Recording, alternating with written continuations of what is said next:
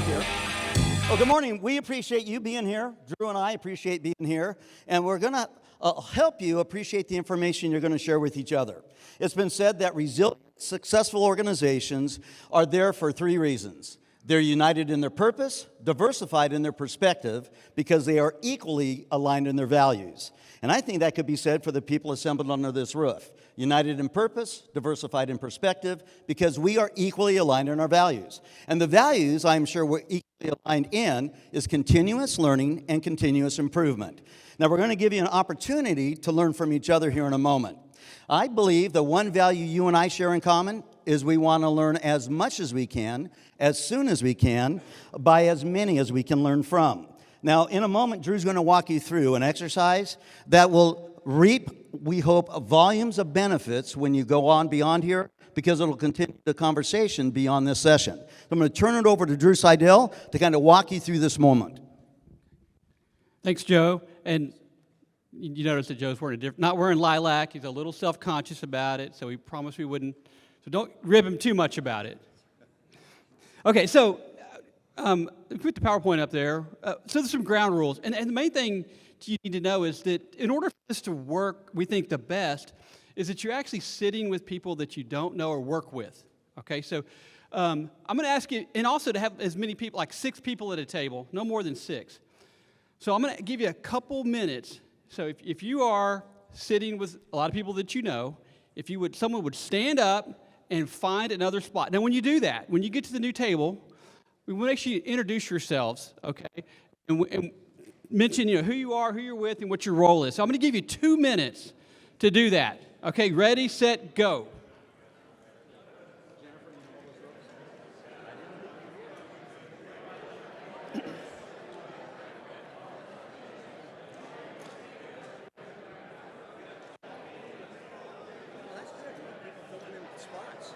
Yeah. Oh, and you said something about the Zoom members that, whatever we got some folks on Zoom, we won't be able to hear them, but they can hear us. Yes. Nice job, man. You too. Nice segue. What's this going on? Saves you from doing this.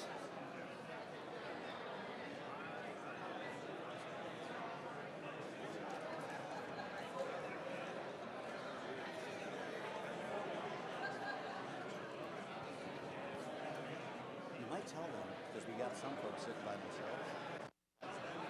This actually only work if you're working with other people, because you're going to be sharing information, and you're what you know. Like this, because some folks aren't here. So you want to sit at a table with other people. There we go. Yeah, that'd be great.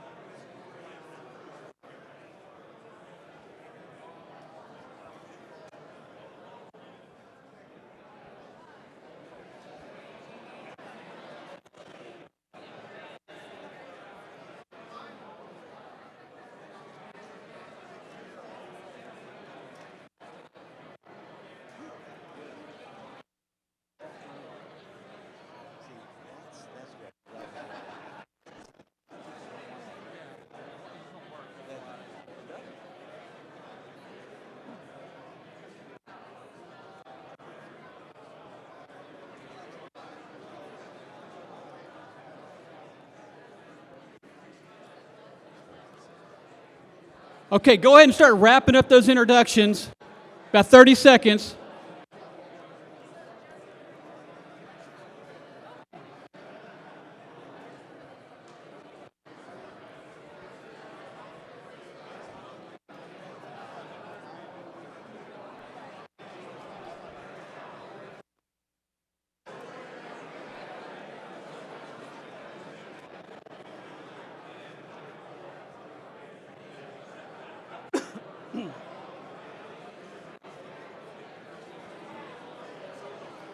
Okay, I think that's about 2 minutes.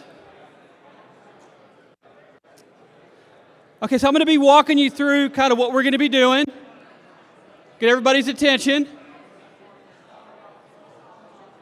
Okay. All right. Let me get your attention now. We're on a tight time schedule according to Charles. He's kind of stressed out. Hey, so here's what we're going to have to ask you to do. Just a minute. one of the first things at your table is to select a spokesperson and scribe. And we're going to want to do that so that we'll take a time at the end to get some feedback from the tables. Probably won't have time for all of them, but we'd like to make sure we get a chance to do that. And also, we're going to ask that we try to capture some of the information that you talk about so that we can share that after this, okay, later today. So with that, we're going to give you some topics to discuss in just a minute.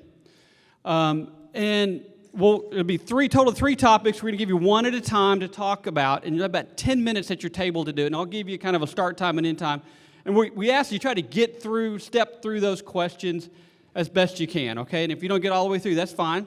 Because we know there's some really meaty topics, good questions that Joe developed for us. No, Joe.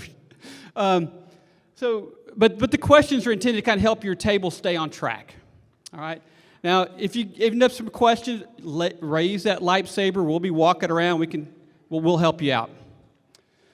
All right, and then those questions we're going to try to summarize for you tomorrow. Here are the topics that we're going to step through. First, it'll be kind of around work observation, feedback, and coaching. The next one will be around near miss and success learning, and then incident or event learning teams critical analysis. So these kind of all interrelated, and we suspect that most of your organizations either have some type of processes around this or do this in some type of way that we can hopefully benefit sharing with one another. But at the end of the day, what we're really looking for is trying to capture, and this is what the scribe's going to be really important for in each one of those, after you have your discussion, what can we use from what you discussed around to foster proactive learning? We talked a lot about learning today. That's what we're going to be talking about during this conference. And then secondly, are there any specific tools or methods that you would recommend that others could use to help you be more effective around this? All right, so that's the ask, okay, those two things. We'll be summarizing those at the end. Okay, so I'm going to give you 10 minutes. We do have folks on Zoom, okay, and they're going to be walking through this with us as well, just so you know.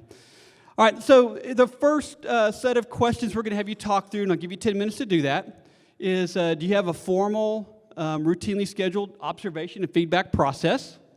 Who performs the observations, and who do they observe? Is it peer-to-peer, supervisors, forepersons, directors, safety professionals? And then how is that feedback and coaching provided back? And then finally, how are the observation outcomes communicated to the organization and to those observed? So we're going to keep those questions up, step through those, and we're going to give you 10 minutes to do that. Once again, raise your lightsaber. If you have questions, we'll walk around and start and help your table. All right, so I'm going to start the clock, and you have 10 minutes beginning now. Ready, set, go.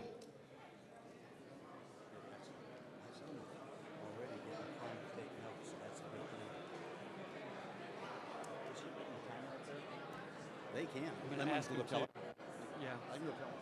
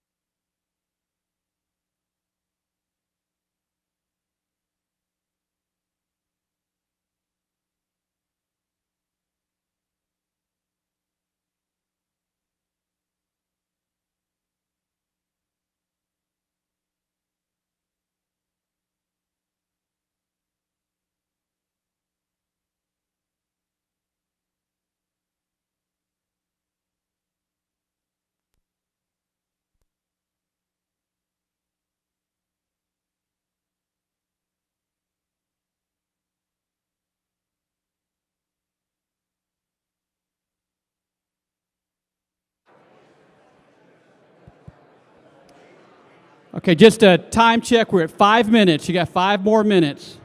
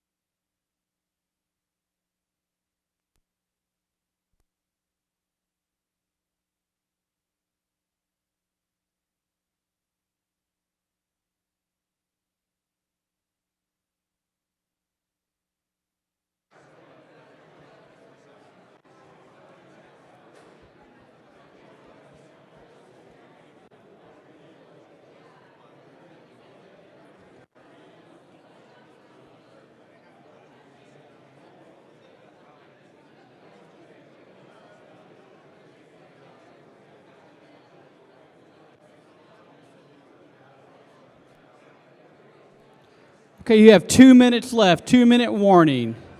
Start wrapping it up.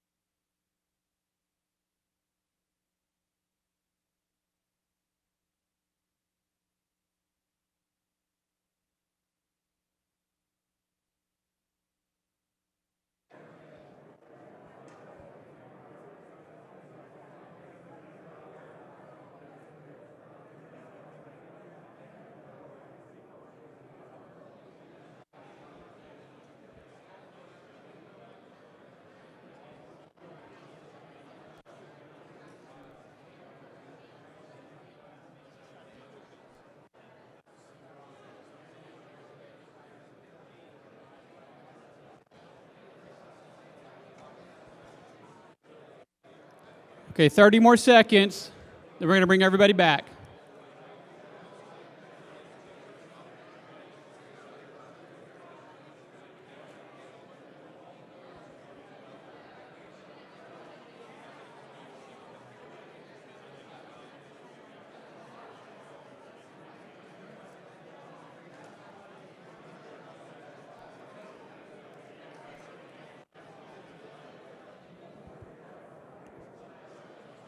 Okay, if I get everyone's attention. Okay, finish their talks. We're gonna move on to our next set of questions, next topic. But before we do that, those of you taking the notes, the scribes, Joe and I would like to get that from you when we finish so that we can actually compile that, put it together, actually provide something back to everybody here written so that everybody can hear what was said. Okay, you can see what was said. All right, so we talked about observation, feedback, and coaching. Now we're going to move into this near miss and success learning. I think an area we're all trying to work towards. So with that, talk about the process you have for identifying and communicating near misses, but also successes, success stories. Who identifies them? How they're identified. Is it, through a form or email, crew meetings? Who evaluates them, if anyone does, for lessons learned and successful opportunities? And then how are those observations or outcomes shared throughout, with your teams, within your organization? So I'm going to give you 10 minutes on this one. Ready, set, go.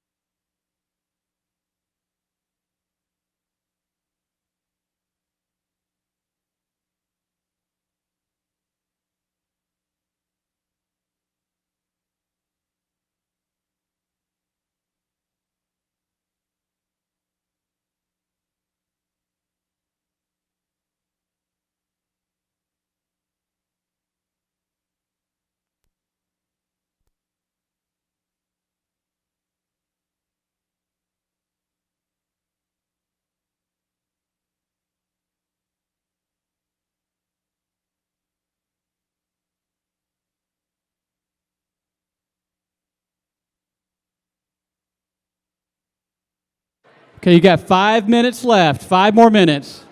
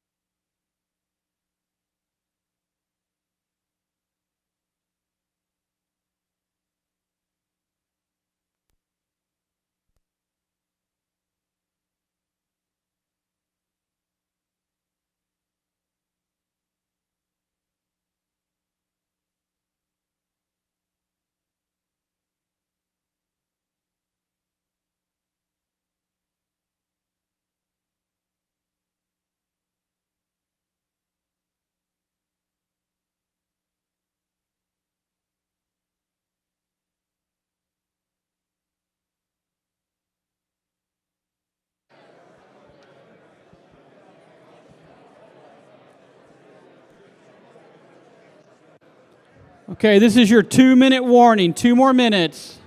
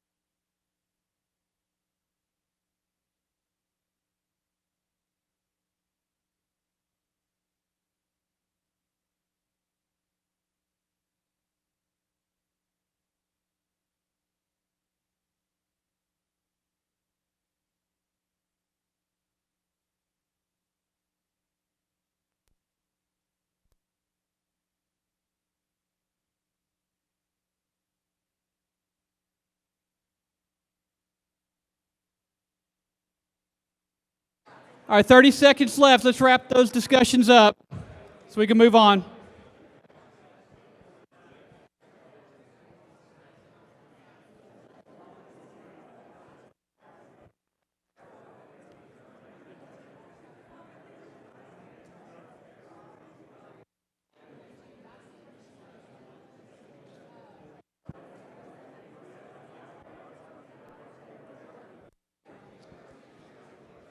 Okay, let me get everyone to come back to the room.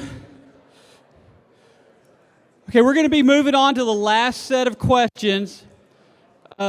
we're going to shorten the time a little bit. Hopefully you get more efficient, learning, getting better at your tables. Don't want to sacrifice, the discussion though. But so the last ones, we're going to give you 7 minutes, okay? 7 minutes on this one. And it's around what you're doing around operational learning. So what kind of problem-solving techniques do you use? Whoa. Here we go. Thank you. Okay, so if you do a combination of learning teams, causal analysis, how do you decide what works best? If you have multiple tools that you use for different situations, talk about that. And then who's involved in that problem-solving effort? People discovered the issue. Who do you bring in? External subject matter experts, facilitators? Is it craft, managers, safety professionals? So I'm going to give you 7 minutes on this one. Ready, set, go.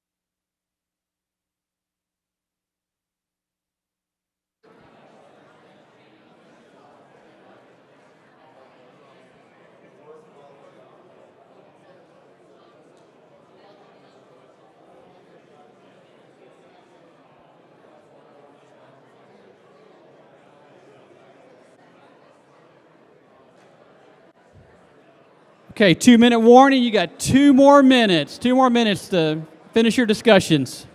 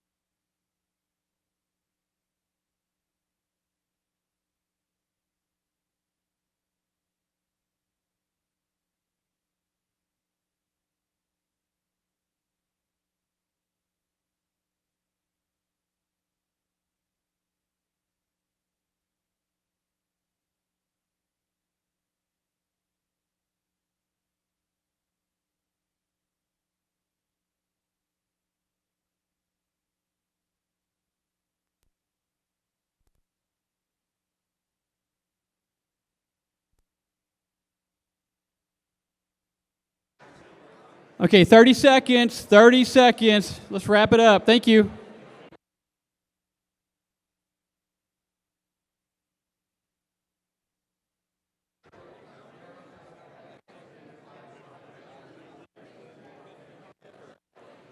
I don't have.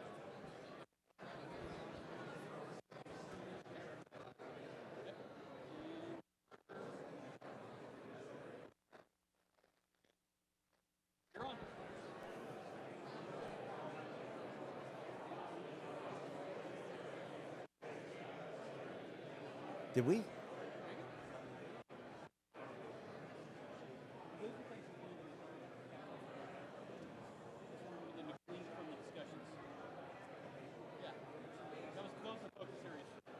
Very good. Okay, we'll roll this up together. Make the best use of the time and the information.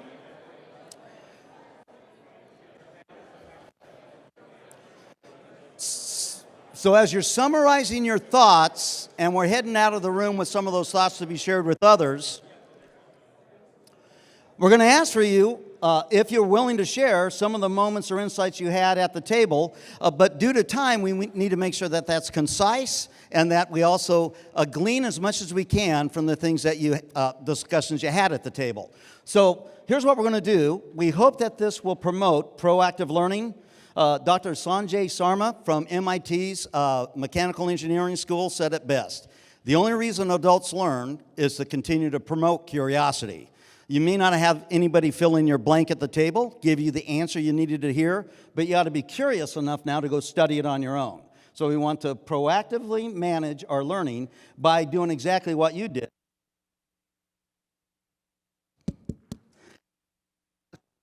Learning all the time. So, okay, good. We're going to carry this conversation on well beyond the 4 walls we have in this room. And then secondly, we're going to make sure that you get the benefit of the shared conversations at the tables by providing a report to you tomorrow on the various thoughts we have in the room. That's why the scribes were so important. I'll get to that here in a second. Is there anybody that would be willing to share something they learned or may have just discovered about observation and feedback? A practice you didn't practice yourself, a principle of that practice you didn't know yourself. Anybody willing to share? Observation and feedback. Don't make me steal a Todd Conklin quote. This is the participation part of the program. Good, here we go. So, I like it when people volunteer other people to do it. That's always interesting. So, that's right. Nicely done. You guys see how the way this works? Okay, so Tim? Yes. Yeah, she volunteered me because, there's a lot of AI tools out there. And, when we talk about near misses, our company's rather large. We got a lot of near misses coming in. But, it's kind of like the 80-20 rule. There's 20% of that you can learn stuff from. So we're trying to find a way to bubble those to the top and use AI tools to generate a quick 2-minute video so that our people don't have to go through and read that out of a spreadsheet these are the near misses that we had. We can bubble those to the top and create, not videos for every one of them, but there's a tool out there called steve.ai that you can use, and you just basically put the script in there, and it will generate pictures and videos that go along with the video, as well as read it off to you. So where people won't take 2 minutes to read a near miss that's being shared, they'll take 2 minutes to watch a video. That's outstanding. Thank you very much for priming that pump. Appreciate it. Anybody else on observation and feedback? Had an insight they didn't have, or good? Thank you, sir. I think here's the one insight that, and I'll speak for me personally within our table. I think we all agreed on the fact that as far as observations and feedback, we're all challenged on it, right? Where all of our peer-to-peer observations have to be better at what we do, right? It has to be better. We have to train our peer-to-peer observations. But the one thing that we talked about, and Dan brought this up, was there's that clay layer, that middle ground that things do not permeate below because of either fear or embarrassment. So are we really learning from the observations that we have? And when we do have these observations and we talk to our folks, are we reacting or are we responding in a way that will give them the ability to actually say, hey, I'm having a tough time with this. I need help. Or I don't understand what I'm doing. I'm winging it right now. So one of the things that we learned, or at least I learned, was that we're all up against the same barriers when it comes to success on observations. Absolutely. David, thank you very much. Appreciate it. How about on near miss and success reporting? Anybody have an insight or information they'd be willing to share? Near miss and success reporting. Oh, very good. Coming back. Thank you very much. There you go. Yeah, our group discussed near misses, and they said that they discuss them every Monday morning with their team, and then if there's something that has to go out to all plants everywhere, they send it through there so they can have it. But they have it at the forefront every Monday morning. That's outstanding. Very good. Thank you very much. How about on anybody else for, oh, here we go. Oh, yeah, that's right. Yeah, I think everyone at the table agreed that we all have a fairly robust near-miss reporting process, but one thing that we all agreed that we struggled with is reporting successes, and I think that's something we all, it would be benefit to share, but we just don't really have a process for doing it, or we don't do it effectively. So really that's the main thing. We need to be better at sharing good things too. Absolutely. Great, thank you. Okay, the final one would be, how do you learn from the events you have? Both those that are constructive and those that are not so constructive. How do you learn from events? Anybody willing to share their process? Use your lightsaber if you have to so I can see you.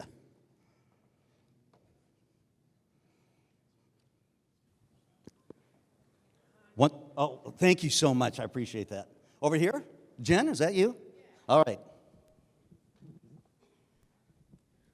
So I looked at this as a researcher, and I just interviewed all of these people, which was awesome, and I learned a lot.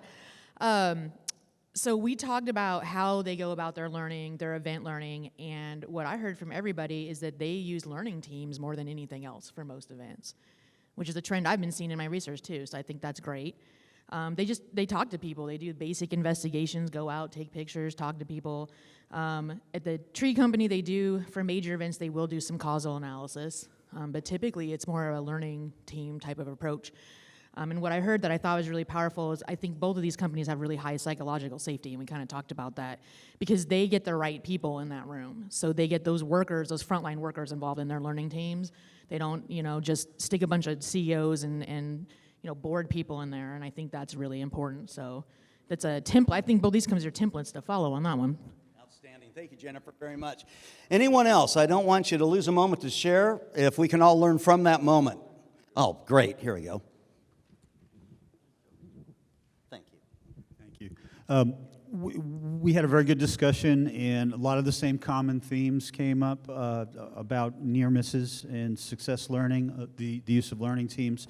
One thing I'm going to point out from our discussion was the importance of safe space.